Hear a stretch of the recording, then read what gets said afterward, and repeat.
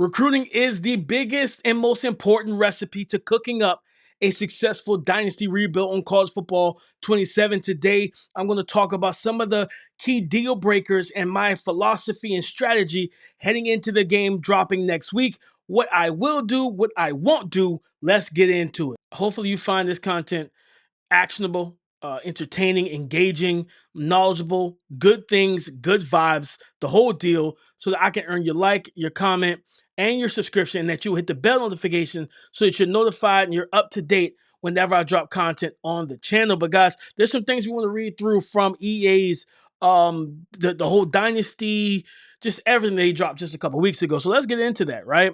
And let's start with Recruit Generation. Recruit Generation has been updated to create more dynamic and exciting incoming classes.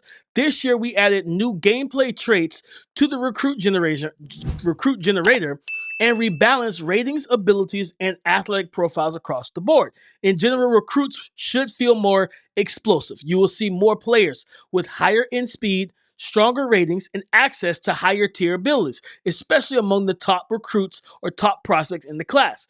5-star recruits should more consistently feel like the kind of players who can make an immediate impact, whether that is a receiver who can stretch the field, a pass rusher with rare burst off the edge, or a quarterback with the tools to become the face of your dynasty. At the very top end, you now have a chance to find a generational recruit. These players are rare, but when they appear, they should feel different from the rest of the class. They are the kind of prospects and recruits who can change the trajectory of a program if you're able to identify them, win the recruiting battle, and get them on campus. That is a big thing, right? Being able to potentially land a generational recruit, right? And I would assume it's kind of put in like terms from this past game. In 26, you would get the gems, right? So let's say you get 5-star gem. And I feel like those should be rare. Number one, those should be rare. 5-star gems means you got elite dev. You come in with great traits and potential abilities already, and your stats for your specific skill set are higher than most freshmen coming out of high school. So I think that's kind of the bucket I would put that in, is like, hey, if they if they do this right and execute this properly, we should be getting some 5-star gems that are rare that could absolutely be program changers. But again, with this new dynasty outlook that we have, understand, you hit one of those young men, unless they're like deal breakers like proximity to home and you got that tier 5 elite tier pipeline to them, like you're right there in their backyard, I expect those guys to want a lot of NIL, depending on the program you're using. I'm just saying, be wary of that, guys. Be wary. It sounds great. We got to see how it's executed, how it's deployed. But at the same time, please be on the lookout that those guys are more than likely going to cost you quite a penny when it all boils down to it. But I want to talk about some other things here. The My School grade is something that's big, right? We're going to talk about it. Brand exposure, championship contender, and proximity to home all receive updates from the current landscape heading into the new game. Brand exposure now better reflects the what have you done lately reality of modern day college football by factoring in national championships and college football playoff games over a rolling 5-year window. To stabilize the grade at the start of a dynasty, we have preceded the last 2 years of data for every team, including new FBS additions. Now, what does that tell me? Is like, for example, let's use a real world team, the Indiana Hoosiers. 2 years ago, pre-Kurt Signetti, they wouldn't have a strong brand exposure grade. They shouldn't have, right? They were a bad team, or they weren't what they are now, right? They've built up a lot of cachet the last 2 seasons. Kurt Signetti came in. He said, listen, Google me. I win. And guess what? He won. And he's got a national championship to prove it, an undefeated season. I'm pretty sure this man has only lost, 2 games in 2 years? I think he lost 1 in the regular season his first year. Then he lost to Notre Dame in the playoffs. And then he went undefeated year 2 after getting Mendoza and some other guys coming through the portal. So again, like, now I would expect, if this is executed properly, brand exposure for Indiana fans, Hoosier fans, you get this game and you take over your team and you're playing at Church Signetti. Guess what? Your brand exposure should be no worse than the A-, because again, if you take the last 2 years, like, yeah, Indiana has done, like, Kurt Signetti has done the dang thing. He's taken care of his business, and he's put Indiana in the spotlight that they should be in to get primetime games, right? To be televised, all that type of stuff, all of it. So, I mean, hey, I mean, Ace National Championship, Big Ten Championship. They've been to all these big games last year, and they had the number one overall pick in the draft. I think a lot of that should be factored in. They should have no less than an A minus. But then championship contender is now focused on the present rather than projecting 4 years into the future. The grade is based on your current poll ranking, current overall rating, and current blue chip ratio, which this makes sense. I do like the change to that. Proximity to home. Proximity to home is now calculated using latitude and longitude for each city, creating a more precise distance between a recruit's home and each school instead of relying on pipeline-based approximations. Now, this is the one I love. Championship contender, don't get me wrong, I like that they made that change as well. Proximity to home. I remember coming into 25 and 26, we already knew, right, especially 26, that a Georgia, a Bama, a LSU, like Ohio State would have they would have tier 5 pipelines on guys that were nowhere near their school. How do you have tier 5 pipeline on a player in Washington, in the state of Washington, and you are Georgia in the East Coast in the South? Like, how is that even possible? Yes, I get it. You have more money, so you spend less recruiting hours, or if you had to pay the 40 recruiting hours to get a West Coast prospect or recruit to come on a visit, fine, whatever. I'm cool with that. But the fact that I would look at recruits, their top 10, and you will see Georgia pop up tier 5, that what kind of platinum emblem or whatever, the purple, whatever it is, magenta color, whatever it was, that highest pipeline, and it's like they act like it was proximity to home, like, and they got the boost, and I'm like, you are not in proximity to this young man's crib. So I love that they fixed that and they've changed that altogether, because dear God, it was pissing me off. Like, I was tired of seeing it. So I do like that. I do like, because this is going to spilling over right into to the main thing for me and my outlook of how I'm going to attack Dynasty in terms from a recruiting standpoint. Remember, I talked to you guys about, like, hey, having an identity, building my O-line first, all of that. But let's talk about the actual recruits themselves. Number one, before I touch my board, before I start loading my board up with players to scout and all that type of stuff, I'm going to the My School tab. I'm going to the My School tab, and I am looking for I'm looking for my grades. Because here's the thing, guys. Here's the thing. If you're telling me that we like championship contender, brand exposure, because we know that these things are dynamic, right? So let's say you got these recruits that want to come play for you. They want to come to the school. They want to join your program and your roster, but it's brand exposure, right? Their big thing is brand exposure, and you're just sitting there like, absolutely not. Absolutely not. I'm not doing.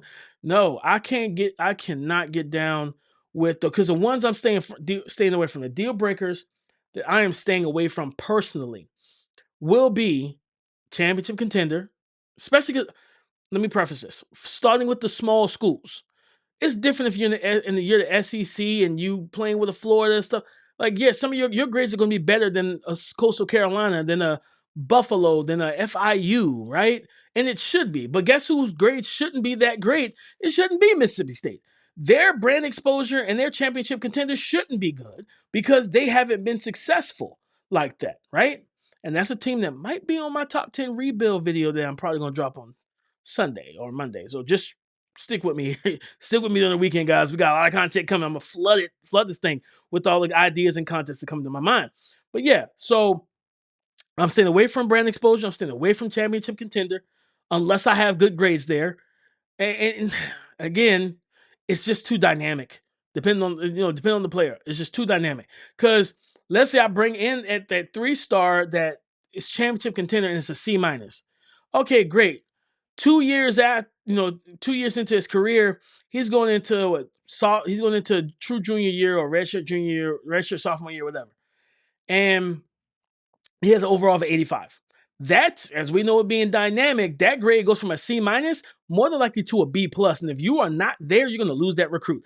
I'm not trying to go through that headache this year, guys. If I can help it, listen, brand exposure, championship contender, those are going to be case by case basis for me. The ones that are absolutely not happening, playing style and pro potential. That's a no-go for me. I'm telling you right now, it's a no-go. Playing style is way too toxic, right? It's toxic. It's too dynamic and volatile. I cannot get jiggy with this, man. I can't do it. Playing style, because here's the thing. If you are more of a sim player, right? If you're more of like a Bordeaux, my guy Bordeaux, if you're playing like 3 games a season, but you sim the rest and you just focus on recruiting, which is not a bad thing, save you some stress a little bit. Cool. But if you're more of a competitive player, you want to play a lot of the games like myself, then it won't bother you as much. But again, playing style, if you're talking about going through sim, you can pick the right playbook that you feel that you know works for your team, right? Because again, what are we doing? What are we doing in 27? Starting next week when it drops. What are we doing? Say it with me. We are getting an identity and building to that identity, right? So if you know for a fact what playbook, you can look through the playbooks, find a playbook that works for your team that should be good in sim. I think Georgia was one of the good ones on 26 because they seem to have a Heisman winner at either quarterback or wide receiver all the time, which is crazy because that's not real. That's not realistic at all. But yeah, like playing style, you start simming through games and you see, oh, my quarterback's not throwing the ball enough, or he's throwing it too much, and now the running back is pissed off, and the running back that I'm trying to get, who is really interested in us, and we love his physical ability, that young man doesn't want to come here anymore because our playing style dropped to a D plus. We don't need that type of volatility. No, I'm good, man. So playing style is an absolute no-go for me. Pro potential as well, because again, pro potential. Now they talked about they updated brand exposure, championship contender, and proximity to home. Pro potential is the one. That's the one. Because think about this. You're talking about what have you done for me lately? That's the one where how many times have you had players on 26 that are already on the roster, their deal breakers pro potential, but they're a younger player.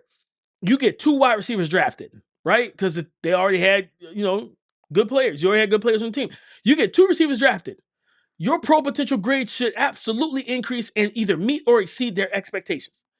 But because of when the draft happens and how players are leaving the programs before the draft, then your pro potential, while it's going to increase, it has no bearing on that specific situation. You know how many times that pissed me off? Like I sit there, I'm like, yo, why are you trying to transfer? I got 2 guys going to the league. What do you mean? But that player doesn't know where they're getting drafted or if they're getting drafted because the draft hasn't happened yet. Fix it, EA. Fix that. So again, playing style, too volatile. Pro potential, unless it's updated by the time it launches next week, which again, we'll find out. We'll all find out together, right? If it's patched, if it's fixed, and it's more of the what have you done for me lately situation, cool. Maybe I'll think about it and put it in there. But 9 times out of 10, it's not, and I'm not doing it. So playing style, pro potential, absolute no-goes. Championship contender, brand exposure are 2 that are just kind of, play it by ear, as well as conference prestige is one that I'm not really. Coastal Carolina's in the Sun Belt. That's enough said, right? So I'm not trying to get a player that wants conference prestige. And let's say he's an elite developer. Great. Until he actually develops. And remember, I think, because I saw it on the beta, you couldn't just I'm gonna age myself a little bit. It's fine. The Black Pearl cell phone. If you know, you know. Remember the rollover minutes? Don't call me before 9. Remember that back in the day? And you had rollover minutes, right? You remember how on 26 we were rolling over skill points. We were like, you know what, guy? I'm a redshirt you. You're an elite developer. My first and second string straight. You don't you proximity to home A plus for us. We're good. You sit for a year. Sit him for a year or whatever. Sit him for a year or 2. Next thing you know, he's got 200, 150, 200 skill points, and you just turn this dude into an 85, 90 overall sophomore, whatever the case may be. You can't do that now. So because you have to use the points, they're going to develop. And if they have a bunch of points, you're going to either you're going to use them or the CPU is going to develop them for you, right? Auto progress. So again, it just is what it is. And I don't want somebody changing up on me because, well, you know what? I'm too good for this small conference. I'm going to the SEC. I don't, you know what I mean? Yes, I can throw NIL at them, but I'm not trying to overpay for everybody. We talked about that, guys. We talked about that last time. You know what I mean? I'm not in that headspace overall. So when it comes down to my recruiting strategy, know my identity, right? However I want to build my team, solidify my identity first, check my school grades. All right. Cool. Go ahead, recruit to my identity, scout those guys, find my guys. Remember what I told you, batches. If I can get, depending on how many hours on the actual live game CCU is going to have, right? If they have anywhere 700 plus of recruiting hours, I should be fine. But if they're on the low end, I have to lower the number in the batch. But the point is, if the numbers will work, I'm gonna get my batch. If it's 5, it's going to be 5. If it's 10 players I can get, and I can at least throw send the house. If it's 10, if I can send the house at 8 of them, and then just do contact family and friends for the 25 recruiting hours on the other 2 and make my progress, I'm fine. Because again, the NIL does help. So that's the other thing. Use the NIL wisely, okay? Because in those situations where you can't give them the allocated time, you can give them NIL that will pique their interest to then kind of even it out, right? Balance things out from what I experienced on the beta test. It balanced it out. There were some guys I'm like, man, I can't send the house at this guy, right? I test some theories, some theories. Yeah, I'm gonna say theories. I tested some theories, and that's what I did. So once I got to that point, I'm like, okay, I'm putting 25 hours to him. Send the family and friends thing. Okay, in our expectation, I gave him 5. Let me bump that to 10 or 15. Boom, and it helped. It helped, right? So again, I'm setting the precedent that hey, I'm going to keep paying you more every year, right? Like it's like an employee. How many times we all be like, man, I killed it this year. You might not have been that good at work this year, right? In 2025, last year. But you felt like you killed it. Like, hey, when the annual review, boss, with the annual review, with the money, right? What that coach said? Y'all gonna understand. Tell them to bring me my money. I'm just saying. That's what happens. That's what it feels. That's what it's going to feel like. If you do overpay too much, you're going to run into that situation where it's like an employee saying, hey, where's my annual review and where's my raise? Huh? I got 3 kids at home and a wife. My mortgage is through the roof, bud. I need that coins. So yeah, like we all know, right? We're all adults, or maybe some kids watching, some teenagers. If you're a teenager watching this, don't grow up too fast. Okay. Enjoy mom and dad's house. Because once you get out here in the real world, it is ghetto. You hear me? It's ghetto. Once you're 18, 19, 20, once you become legal to drink, right? And now bills and once your mom them kick you off the car insurance or whatever. Listen, the adult life, it is ghetto, right? Just letting you know. So enjoy being young. So again, as we get ready to close this out, guys, that's what I'm doing, right? That's what I'm doing. I'm gonna make sure that I am able to set my batches, allocate my hours, do those type of things. And again, remember, scheduling complimentary visits. Schedule them. The complimentary visits is a must. Schedule the complimentary visits. Hey, I got a running back, quarterback, and receiver ready, and a left tackle all ready for a visit. I'm getting them the same week. I'm putting them all in the same week.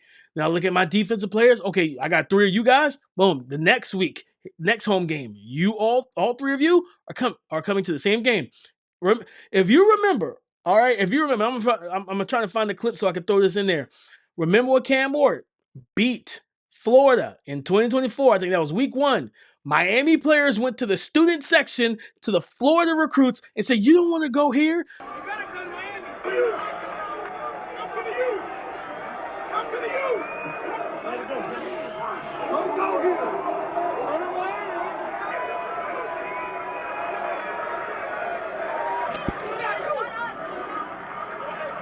Yeah, no. Again, you set those complimentary visits. You got to win that game. Win that game. All right. Don't let those don't let that team go out there like you don't want to come. These boys some scrubs, man. So again, guys, that's where it is for me, man. Just kind of setting that setting the table, man. Setting the table. Staying away from certain deal breakers and just it's a no go. I don't care if you're a 5-star. You got me number one on your board. I just until I get to that level, until I get, my prestige is 3-4 stars and we've won 2 national championships and 5 stars are trying to join the program until I feel like I'm Kurt Signetti. Until I can say Google me, baby, because I win. Until I can do that. Brand exposure, championship contender, maybe. Playing style, pro potential? Nope. This is a no go. It's a no go for me, boss. But guys, that is it, man. Just breaking down my strategy for recruiting on Dynasty to help my rebuilds because that is the most important ingredient to make sure you're cooking up a successful rebuild. Recruiting, not just for high school prospects, but also in the transfer portal. And remember, you can always go look. And one last thing too, you can go on the players leaving screen and you can flip through. I might have said this in another video, but I want to make sure I say this. Flip through each team and you should be able to look at the player card and it should show you their developmental trait, their skill caps, everything. You should be able to see all of it. So then you can actually take out, like if you got on your phone, you jot their name down, their position group, and school, and you go look for that player. I did it on 26 multiple times. So that is a little gem that, hey, it worked, and it gave you a leg up on transfer portal stuff. I did it on my Hawaii rebuild. Once I lost Marcel Reed and stuff, I went and looked at some guys. I'm like, you know what? This 3-star quarterback leaving Alabama. Okay, bet. This quarterback leaving Alabama, he's got tools, he's got traits, he's got impact development. I'll take him. Go ahead and find him. He's a 3-star transfer. I'll take that. Come on over, right? So that's gonna be a big thing for me, guys. It's just making sure if it doesn't change, if they didn't change that, look through the players leaving screen, go past your team, look at other teams. I went through all the big top programs: Georgia, Bama, Florida State, LSU. I went through all of them. I'm like, man, yeah, you guys probably got some dudes that are really, really good that are leaving. So it is what it is. But hey, let me know your recruiting strategy. How do you want to attack recruiting? What deal breakers you don't want to deal with, or what are non-negotiables for you when you're looking at the prospects and the recruits heading into college football 27? Guys, hopefully hopefully this was actionable, engaging, entertaining, knowledgeable, that you and all the good vibes and all the good things that you like, comment, hit the subscribe button, and hit the bell notification for your boy. And as always, man, I just want y'all to continue to support me. I appreciate all the love, man. Somebody told me the other day that they love my channel. Hey, from Coach Dame to you, man. Love you, appreciate you. Let's have fun this year, boys. Let's have fun, man. Well, I got a lot of content coming for you guys. As soon as this game drops, I'm telling you. Woo, next weekend. Oh, that's 4th of July. Jesus Christ. I got family and kids. I'll figure it out. I'll figure it out. Boys, we're gonna get this done. We're gonna get it done, boys. So as always, man, I'm Coach Dame, and I appreciate every single supporter, every viewer. You guys mean something to me. And as always, I'll see you around the way.